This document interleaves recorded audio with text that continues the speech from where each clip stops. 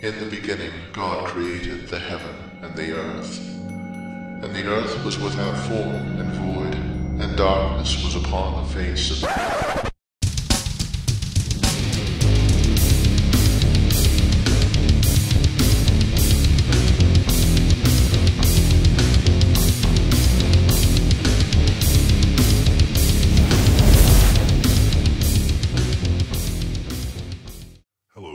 And sinners, this is the God-fearing Atheist. This week, I need to address an issue from the last episode. You see, in the last episode, I constructed a theory as to what the meaning behind a claim in Job 40:15 was. Ladies and gentlemen, what we have here is not a dinosaur, but a shape-shifting Michael Jackson, who also has a tail. Amen. I based my theory on an incorrect translation of a word in the Bible. My version of the Bible used the word EO, which I intelligently determined was referencing Captain EO. As a result, I summoned a Michael Jackson impersonating ox to strengthen my claim. My translation of the Bible used the word EO instead of low. As an American, I am not required to apologize for anything. That said, this faux pas has left our friend, Michael Jackson, unemployed. So I've told him he can clean up here around the studio until he can find stable employment. I mean, I may have a black heart, but I still have a heart. Anyway, please forgive the changes here as they are not permanent. Without further ado, let's try to wrap up this turd-ass turd truth about the dinosaurs. Thank you for tuning in to KNSR Channel 42, where we've got the answer, and right now, we've got your news. That's right. Fuck yeah, it's Eric Hovind. He's like the Dan Cortez of the creation movement. And there's his co-host beside him, Beastie Boys' Ad Rock with male pattern baldness. Hey dude, I feel ya. I started losing mine in my 20s. From around 600 BC, the brick walls from the city of Babylon are found to have had carvings of both lions and dragons on them. So this is what evidence looks like? Guys, you won't believe this, but I have very convincing evidence that lions with human heads existed in Egypt. Man, science is easy as hell. This 2nd century mosaic shows two long-necked dinosaurs fighting. Or, quite possibly, kissing. Did Eric just flash blue steel for all the girls watching this who subscribe to Christbeat? Oh, right then. Let's get to it, shall we? Santa Cruz, California. 1925, this creature washed up on the beach. In Scotland, to date, there have been over 11,000 reported sightings of the Loch Ness sea monster, or Nessie as I like to call her. Okay, first off, that photo has been admitted to be a fake by the guy who took the photo. He admitted to forming wood putty to a toy submarine. Secondly, is the cryptozoologist here supposed to be a joke? Like, are we not supposed to believe any of the shit he says? I'm starting to think that there's a bunch of, like, nudge nudge wink wink going on over at the Truth Group. Alright, the projector's finally loaded up. Come on in here, Billy, and have a seat, and I'll show you what your dad's been doing all weekend. Billy, I have a feeling you're about to see things that can never be unseen. 1979, when I was at Chaco Canyon in New Mexico on Anastasia Indian Ruin, I stumbled across a book that had in it a petroglyph description. It wasn't in the book, but it described the petroglyph. The picture wasn't there, but it said that there were anomalous petroglyphs, rock art carvings. Dennis Swift looks like God is giving him a perpetual shocker. You see, this arc is 300 cubits long. This arc is 50 cubits wide. At over 70 feet, that's just about half of the width of the same football field. It has been determined that Noah could not have built a boat of the ark's dimensions given the knowledge of boat building at that time. In an article written by Robert A. Moore from the National Center for Science Education, he says, on the other hand, in an era when hollowed-out logs and reed rafts were the extent of marine transport, a vessel so massive appeared that the likes of it would not be seen again until the mid-19th century A.D. He goes on to say, Noah would have needed a thorough education in naval architecture in fields that would not arise for thousands of years, such as physics, calculus, mechanics, and structural analysis. Of course, I can already hear the creationists saying that God must have lended his infinite knowledge to the project. Well, you're ignoring the fact that there's no evidence to support that, first off, and if that were true, why have him build a boat at all? Why not, say, a dirigible powered by loaves and fishes? So the big ones are so big because they're so old. After all, even Noah is 600 years old. Things can live for a long time in this world. Okay, now, think about it. Wait, what the fuck? How did you slip in Noah being 600 years old so nonchalantly?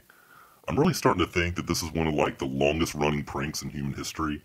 Like, some of Darwin's peers started this secret society to troll him, and then the joke just kept going. It got passed down to William Jennings Bryan, then to the state of Texas, then to Australia, where Ray Comfort took the reins with Kirk Cameron. The whole time, they know it's garbage. They just have much more developed sense of humor than the rest of us. Wow. I feel like I just took the blue pill. But won't they eat everything? There's not going to be a whole lot of animals left at the end of this voyage. No. Don't you remember? 1,600 years ago, in chapter 1, God made everything. On the 6th day, he made the beasts of the earth. That's the same day he made Adam and Eve. And he told them all they were going to eat the fruits and the vegetables and the seeds. You see, dragons don't eat meat. None of the animals eat meat. They were made to be vegetarians, like you and me. Oh, yeah. Now I remember. So, we are all supposed to be vegetarians? Crazy liberals. Wait, that's not right. So, God never intended for animals to eat each other? No, and he certainly wouldn't want humans to go around eating all the animals. I'm sure that would never happen. Certainly not without some sort of life-changing catastrophic event, that's for sure. Okay, I don't know what the fuck that was, but I have to see it again. Certainly not without some sort of life-changing catastrophic event, that's for sure. I think if I woke up to a video of that guy and Eric Hovind straddling a roadside attraction, I'll be set for success. Hey, look. The door is closing. Goodbye. Right. We'll miss ya. Be sure when you get back to let us know to tell us about all your adventures. Goodbye. We're the comic relief that's about to die a horrible death for being born the way God made us. Goodbye. Too bad we weren't born in the New Testament days where God was still a dick, just a little more passive-aggressive. Goodbye. The Greeks, they divided all reptiles into 5 categories. They said there were alligators and crocodiles, there were turtles, serpents, and lizards, and the 5th classification was the Drakh. It was gigantic, it had long tails, it had hideous heads, sharp teeth, long necks, and also they said the Drakh did not walk on like splayed out legs like this, but upright like this. And paleontologists said that's impossible in the 1940s and 50s and 60s. Okay, hold on. Before I go any further,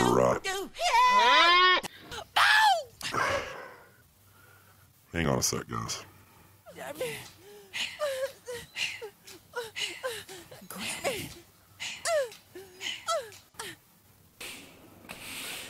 Do you need your trash emptied?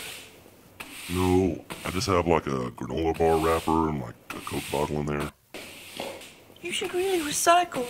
We only get one hell. Thanks. Yeah, I'll remember that. I'm sorry about that. Anyway, what was I saying? But later on, we found out that the Greek accounts were correct. The dinosaurs walked upright like this, and their tails were sticking out. That was later corrected in the textbooks. But it just shows again that the ancient people had seen the dinosaurs in real life. Oh yeah, I just have to know. Either Dennis Swift is talking to children, or he himself has special needs.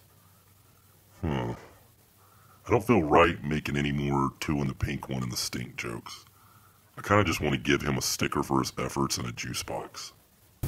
What happened to the dinosaurs? They got extinct. They died. They all died out. The axle changed on the earth and it turned around, and there was something that happened where dinosaurs couldn't live anymore and then they died. So the accepted explanation for the mass extinction of the dinosaurs at the end of the Cretaceous period is due mostly to a meteor impact in Mexico about 66 million years ago. It was thought for a long time that the dust that was kicked up into the atmosphere was responsible for blocking sunlight, leading to a rapid cooling of the Earth. It has only recently been discovered that what is more likely is that the rock that was struck by the asteroid contained sulfur, and when the meteor hit, it kicked up the sulfur into the air, creating tiny droplets of sulfuric acid to remain in the atmosphere. Sulfate aerosols can cool the air much more simply due to the time it stays suspended. It is thought now that the dust just would not remain in the atmosphere long enough to create such a catastrophic worldwide temperature change. Most of them, it looked like, became extinct through a catastrophic accident, like perhaps a flood. And so the dinosaurs that did survive, of course, were able to procreate to a limited extent throughout areas like China. Did you notice how Sherwin got a little Sherwood when he mentioned the flood? Wait a minute. If that's true, all we have to do is find a living dinosaur and we can make everybody a Christian. They'll all believe. This is great. I gotta tell Dan about this. We've landed on the moon. Not how it works, champ. If by chance we were to find a living dinosaur, it doesn't make jack shit in the Bible true by default. Do you know how I know this? Because we already have found a living dinosaur. It's called the coelacanth. It was thought to have become extinct about 60 million years ago until a live specimen was caught in the 30s, the 1930s. And even the coelacanth isn't exactly like its ancestor. It too has evolved, although its changes aren't as varied because it didn't have as many environmental pressures as, say, horses or whales. Yes, overall church attendance is on the decline, and you have found a scapegoat in everything from dinosaurs to evolution to rock and roll to video games. Strangely, the one likely reason for the decline in attendance will probably never be realized by you. It is your churches themselves. As the world moves forward, your teachings have become less of a guide and less relevant. Atheists have always been around, and we are even in your churches. What's changed is the unprecedented access to information by virtually everyone. Knowledge is no longer just for the priests. We have become less afraid to be honest to ourselves and the people that we love. We no longer will let the threat of eternal suffering keep us from considering what the world means to us. There is a dinosaur alive today that was born about 4,000 years ago and has yet to become extinct, but its time is coming.